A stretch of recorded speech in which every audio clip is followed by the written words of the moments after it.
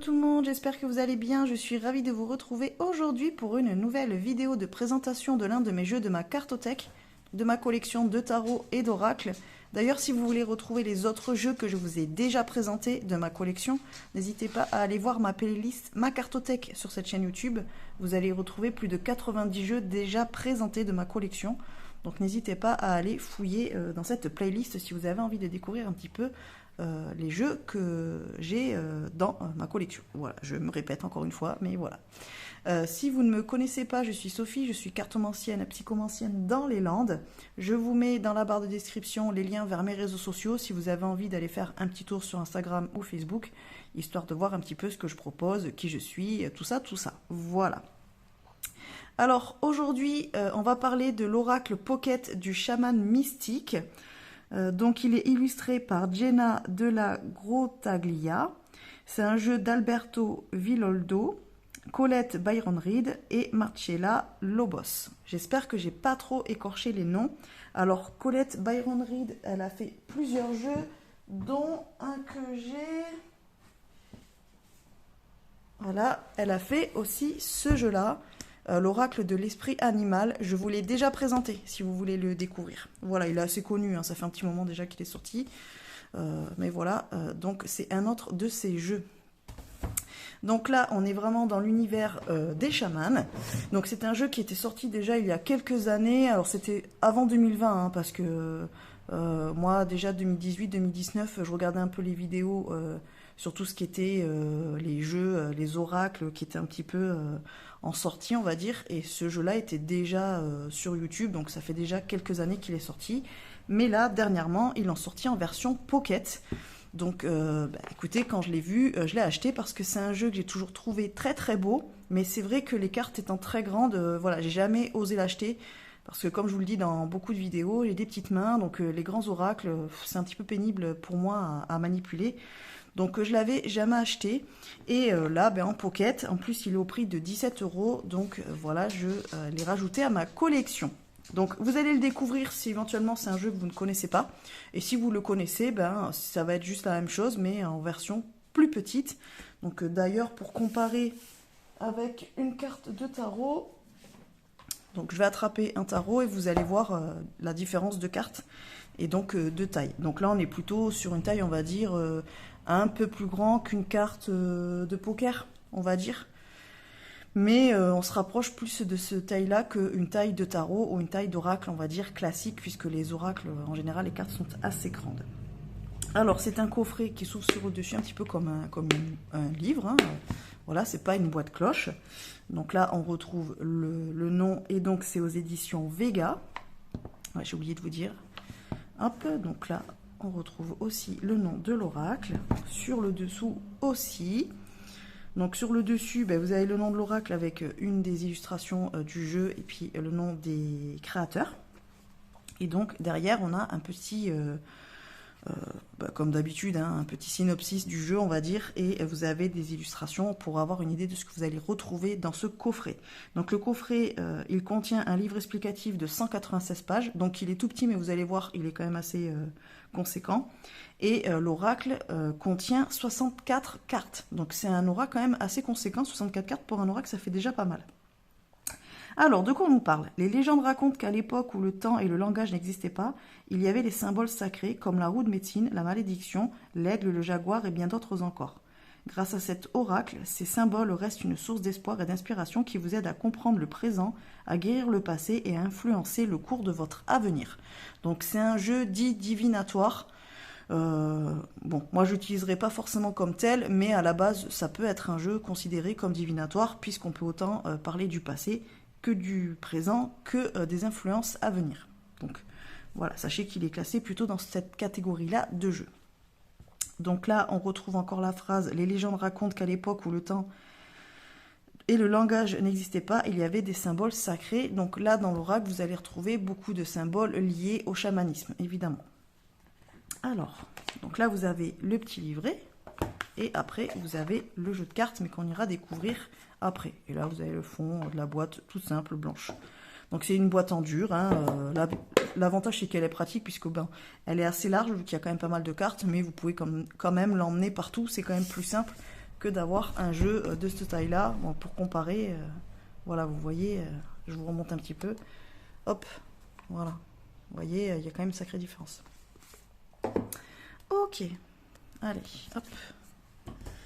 Donc on va aller voir le livret tout d'abord comme d'habitude. Alors, donc le nom de l'oracle évidemment. Donc là on retrouve toutes les mentions légales. Hein. Donc c'est aux éditions, je vous l'ai dit, aux éditions Vega, mais ça fait partie du groupe Très Daniel apparemment.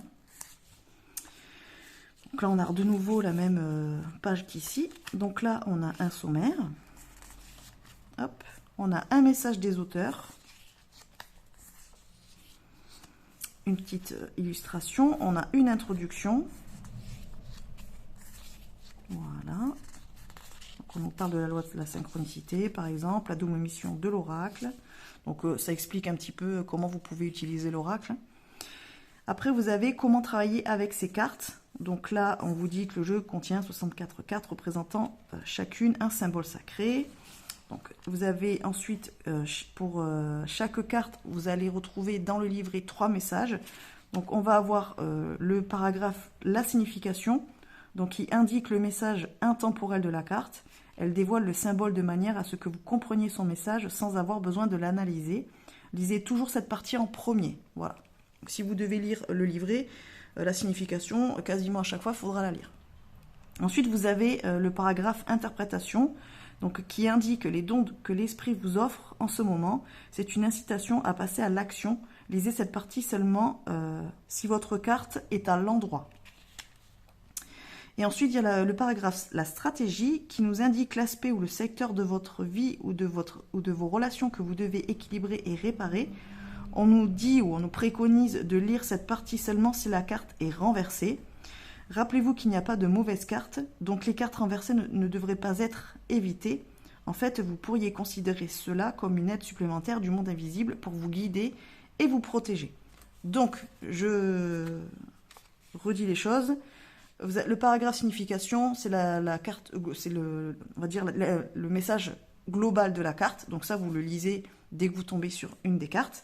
Si votre carte tombe à l'endroit, vous lisez le paragraphe interprétation. Et si votre carte tombe à l'envers, vous lisez le paragraphe stratégie.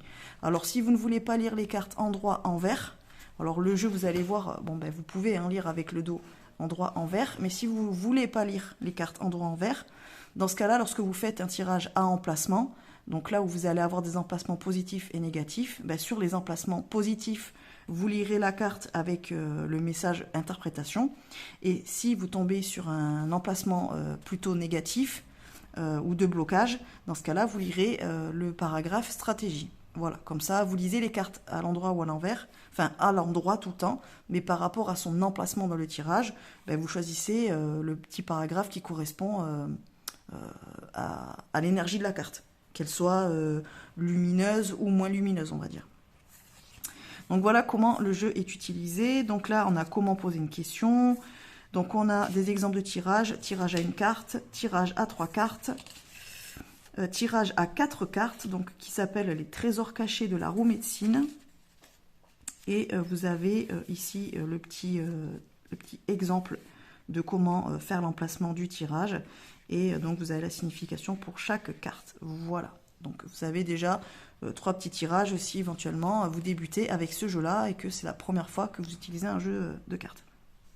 Donc là on arrive dans la partie des cartes, donc signification. Et là donc vous avez le numéro de la carte, son nom, enfin ou le mot associé. Et comme vu il y a quelques minutes, vous avez les 3 paragraphes. Donc je vais vous lire pour la carte 1 ce que vous pouvez retrouver dans le livret. Comme ça vous donnera une idée des messages que vous pourrez retrouver par rapport à cet oracle. Alors, les anciens, donc signification intemporelle. Les anciens sont les chamans d'antan qui ont vaincu la mort et ont échappé à la tyrannie du temps. Ils ont autrefois marché sur la terre comme nous, avec un corps fait de chair et d'os. Les anciens résident maintenant dans l'infini et peuvent nous conseiller après avoir répondu à notre appel. Ils sont à notre disposition pour nous aider à nous réaliser pleinement. Donc les anciens, c'est un petit peu vos défunts. Alors vous pouvez éventuellement les considérer comme des guides ou des anges gardiens, si ça vous parle plus de cette manière-là. Mais voilà, c'est tout ce qui est lié aux ancêtres et au monde de l'invisible. Donc pour l'interprétation, on nous dit: les anciens vous invitent à vous transporter dans le futur pour participer à la création d'une nouvelle destinée pour la Terre. Allez de l'avant et découvrez la personne que vous serez dans 10 000 ans. Si vous acceptez l'invitation, un grand pouvoir et des bienfaits jalonneront votre chemin et vous permettront de façonner un nouveau destin pour vous-même. N'hésitez pas à en vouloir plus que vous ne pouvez en absorber, car vous disposez en ce moment de ressources spirituelles illimitées. Et pour la stratégie, donc là c'est si votre carte éventuellement vous la retrouvez inversée ou alors elle est sur un emplacement de blocage. Les anciens vous supplient d'examiner vos attitudes et vos actions et de vous assurer qu'elles sont de la plus haute intégrité. Ne pas pardonner à un ancêtre ou à vous-même vous empêche de trouver la liberté à laquelle vous aspirez. Rappelez-vous que ce n'est plus votre karma. Vous pouvez briser les chaînes qui vous ont lié au drame familial et vous libérer de vos malédictions générationnelles. Pardonnez à ceux que vous devez libérer. Honorez vos ancêtres biologiques en allumant une bougie pour eux ce soir. Voilà un petit peu le type de message que vous pouvez retrouver dans le livre. Alors, c'est assez spirituel quand même. Si vous êtes débutant et que c'est votre tout premier jeu, je vous avoue que c'est pas forcément le type d'oracle qui sera le plus simple à aborder pour un premier jeu. Voilà, donc on va avoir les cartes après, mais sincèrement, c'est pas forcément le jeu que j'aurais choisi pour débuter en cartomancie. Donc après, si éventuellement vous voulez juste l'utiliser et lire le livret, oui, il va falloir quand même au début vraiment s'en servir comme béquille, parce que à moins que vous soyez vraiment féru de chamanisme et que vous connaissiez déjà les symboles et leurs significations que vous allez retrouver dans les cartes, si vous n'y connaissez rien, bah, ça va être difficile de pouvoir interpréter sans avoir au moins lu le livret. Après, vous voyez, les messages sont quand même assez spirituels. Ils sont difficiles à interpréter, on va dire, de manière très concrète. Donc si vous recherchez un aura qui va vous parler du concret, vous donner des réponses par rapport à des questionnements concrets de la vie, ça ne sera pas forcément l'oracle le plus facile à appréhender, pour ma part. Donc je pense que ça, c'est un oracle plus pour éventuellement travailler en spiritualité, essayer de décoder les messages pour pouvoir le mettre plutôt dans le concret, mais ça demande un exercice mental et de réflexion. Voilà, c'est juste ce que j'ai à dire. Sinon, après, voilà, le livret est très bien fait et les explications sont sympas, il n'y a pas de souci, mais il faut interpréter. Voilà, donc, bon, à voir comment vous pourriez l'utiliser, mais c'est plus, ouais, peut-être un oracle que moi j'utiliserai pour tirer une petite carte de temps en temps et voir à la limite ce que l'invisible a à me dire et comment évoluer spirituellement. Moi, je le vois plus dans ce sens-là. Alors après, vous pouvez tout à fait prendre les cartes, en donner une signification, c'est-à-dire que vous allez créer votre propre dictionnaire de mots-clés par rapport aux cartes et par rapport à la façon dont elles vous parlent. Et après, au-delà de ça, ben, en fait, vous l'utiliserez de manière bien plus intuitive que sans le livret, vous ne pourrez pas l'apprendre, mais au moins, voilà, à chaque fois, devoir lire le livret, quoi. Ok, alors, au niveau des cartes, donc 64 cartes, ça fait quand même un sacré paquet. Les cartes sont assez épaisses, donc elles sont de très bonne qualité pour un jeu à 17 €. Franchement, c'est plutôt bien. Donc vraiment, la qualité, elle est top. Elles sont vraiment très épaisses, les cartes. En termes de taille, donc là, on voit, c'est les cartes un petit peu standard de tarot qui se font en ce moment. Bon, ben là, vous voyez, on a quand même ça de différence. Donc c'est plutôt pas mal si vous aimez les jeux plutôt de petite taille, ce qui est mon cas.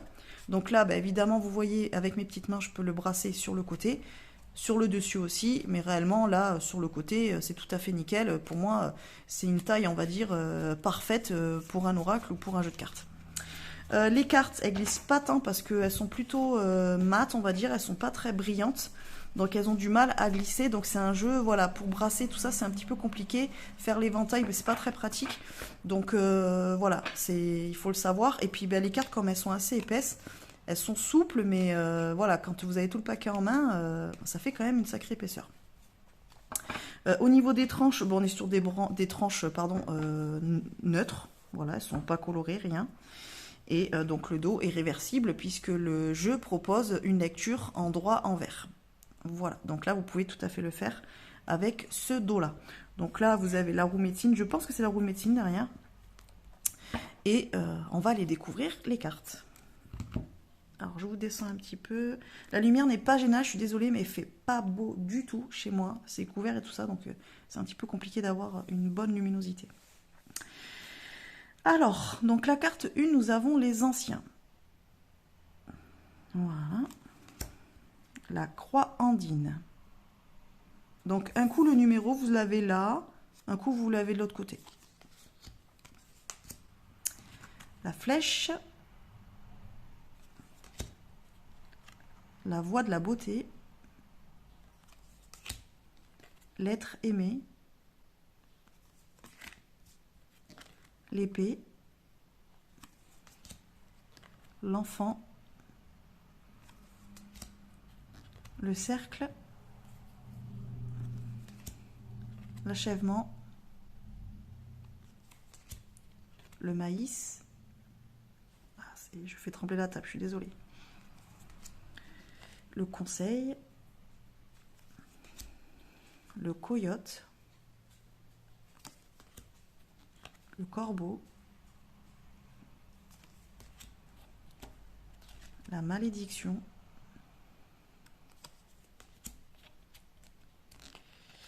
Le tambour. L'aigle.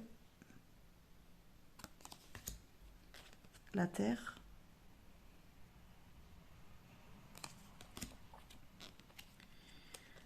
Le gardien de la terre. Le feu. Le flux. La cueilleuse. La danse des fantômes. L'offrande. Le cœur du ciel. La montagne sacrée. Le colibri. Le chasseur. Le jaguar. Le voyage. L'éclair.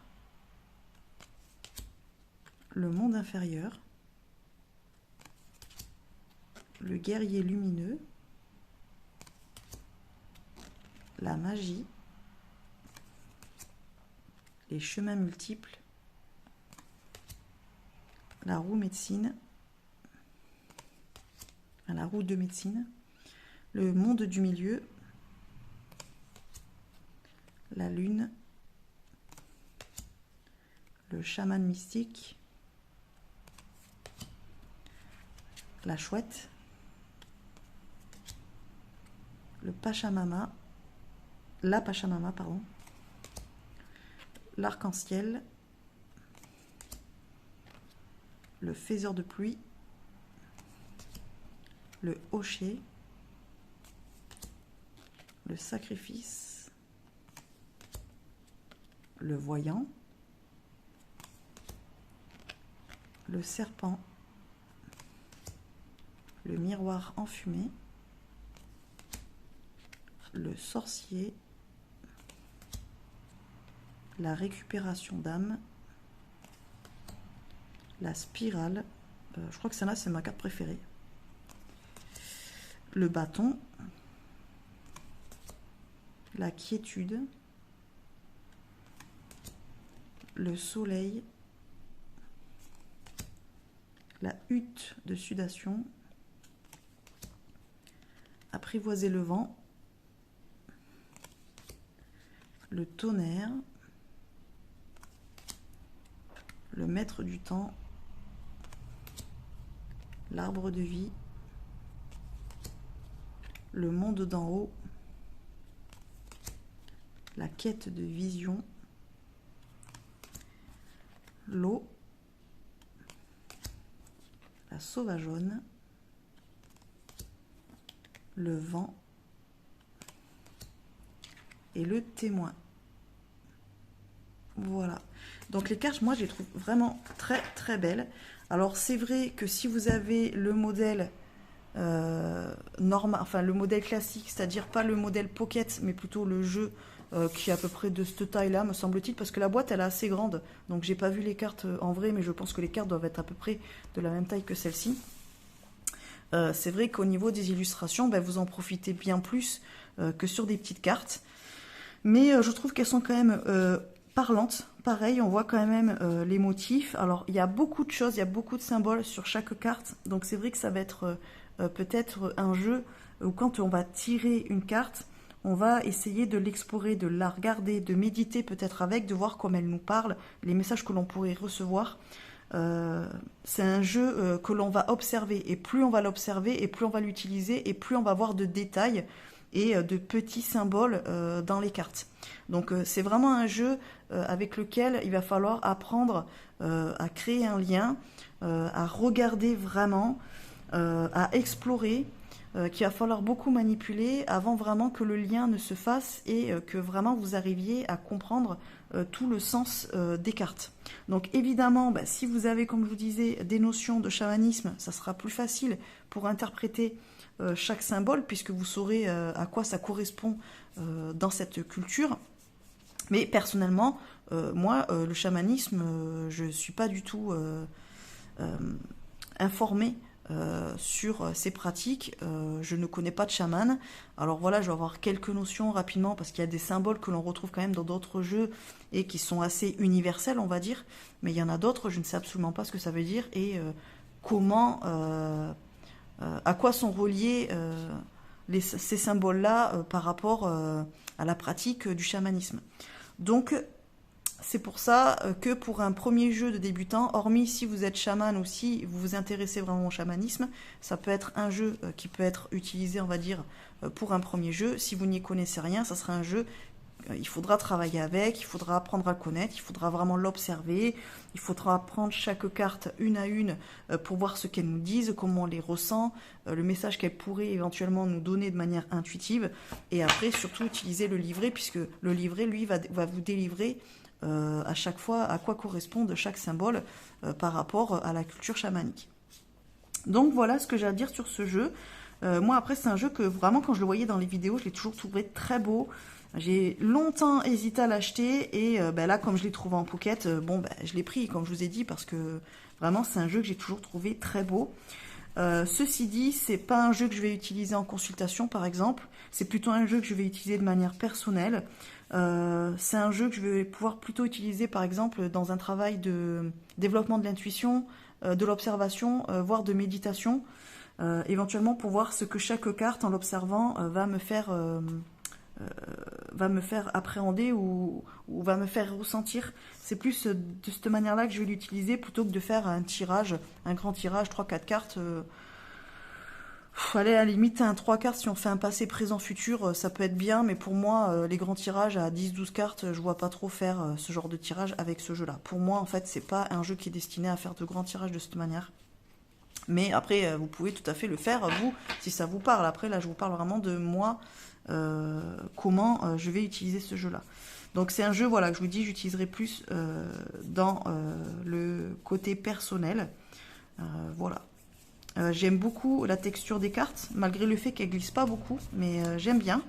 Après, le jeu se mélange quand même plutôt pas mal. Voilà, vous voyez, hein. Donc, hop.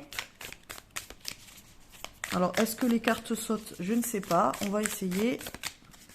On va voir s'il y en a une qui veut venir nous dire quelque chose. Ah, il y en a une, elle a failli.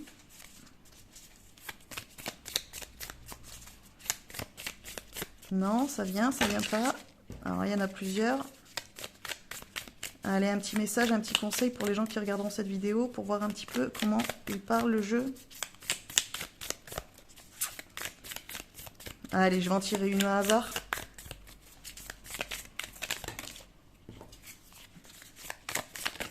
Ouh là là. Hop, allez, on en tire une au hasard. Celle-ci, et on est sur quoi? Le maître du temps. Alors, déjà, on voit qu'il y a un homme, là, avec des plumes dans les cheveux. Là, on voit le signe, pour moi, 8, donc c'est pour moi le signe infini. Là, il y a un autre motif, donc à voir comment il parle. Derrière, on a une espèce d'autres motifs et on a aussi la lune. Alors la lune, on la retrouve beaucoup, je trouve, dans les cartes, dans beaucoup de cartes. Donc je pense que c'est assez important, ce symbole-là, dans le chamanisme, ou tout au moins dans cet oracle-là.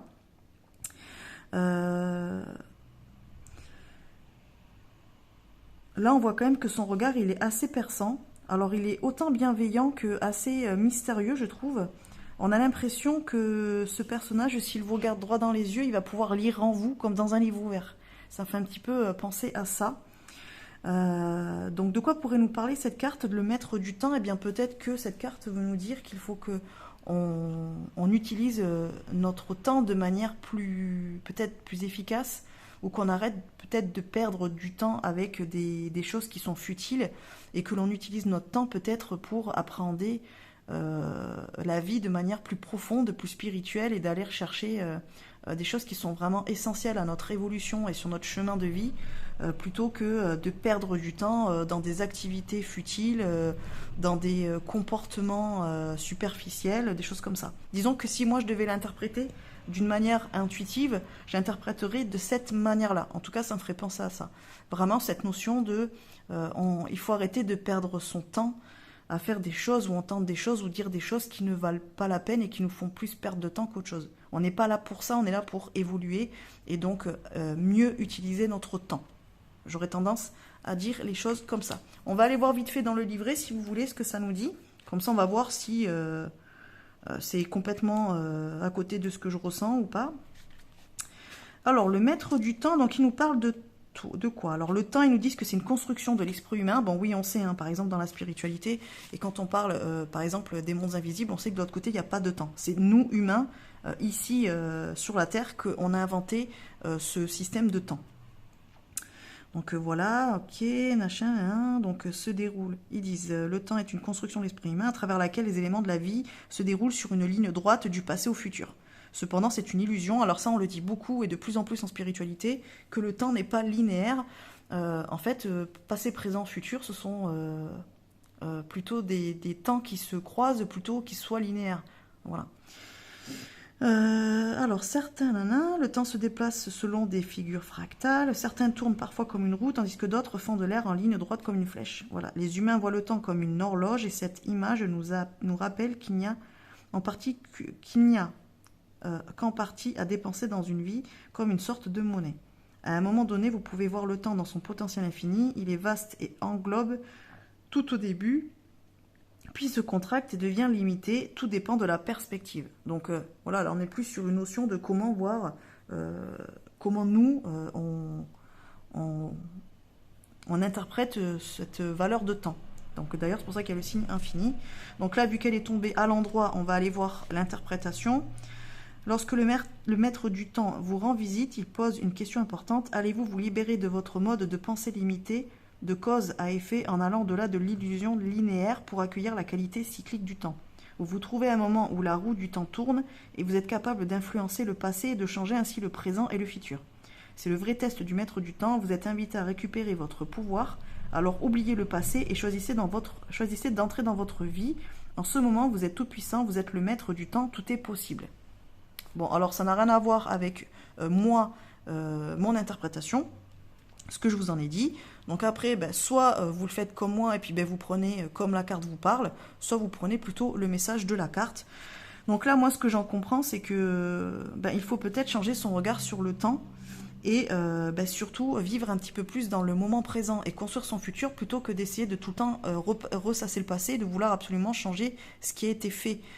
Au lieu de regarder en arrière et de dire ah ouais mais si j'avais fait comme ci ou si j'avais fait comme ça, peut-être que ça se passerait pas comme ça, ou ça ne se serait pas passé comme ça, aujourd'hui ça serait mieux. Eh bien regardez plutôt ce que vous êtes aujourd'hui, ce que vous pouvez faire aujourd'hui pour avoir un impact sur l'avenir, puisque de toute façon vous ne pouvez plus avoir d'impact sur le passé. Moi je le comprends un peu comme ça. Donc voilà, un petit peu le type de message que vous pouvez avoir. Mais vous voyez, le livret, il n'est pas si simple comme ça à traduire après d'une autre manière et dans une manière concrète.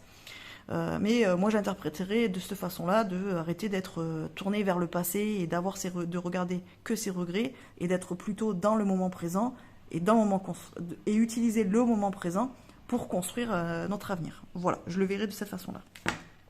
Voilà les amis, bon c'était juste un petit exemple de lecture pour vous montrer un petit peu ce que vous pouvez faire avec ce jeu-là. Je fais ça parce qu'on me l'a demandé en commentaire plusieurs fois, on m'a dit que ça serait intéressant de faire, de tirer une petite carte en fin de vidéo lorsque je fais une présentation. Donc bah, écoutez, si ça vous plaît, si vous voulez que je le fasse sur les autres vidéos de présentation, bah, dites-le moi en commentaire. Et comme ça, je le ferai avec les autres jeux que je ne vous ai déjà pas présentés. Voilà. Allez, bon bah écoutez, je vous laisse là. Dites-moi en commentaire si bah, vous avez aimé ce jeu, comment vous le trouvez, si vous préférez le modèle de taille classique ou plutôt en format pocket comme je l'ai ici. Voilà, si éventuellement vous avez le jeu. Dites-moi aussi comment vous l'utilisez. Si vous utilisez le livret ou si bah, vous essayez plutôt de voir ce que la carte vous parle. Enfin, comment la carte vous parle de manière plus intuitive, voilà, en vous connectant un petit peu à ce que vous ressentez et à ce que la carte essaie de vous raconter de manière peut-être plus personnelle et sortir un petit peu de ce qu'il y a écrit dans le livret. Dites-moi tout ça, voilà, ça m'intéresse. Allez, bon, bah écoutez, je vous laisse. N'hésitez pas à liker, à partager la vidéo, à vous abonner à la chaîne, évidemment, si ce n'est pas déjà fait. Et puis, je vous dis à bientôt dans une prochaine vidéo. Bye bye.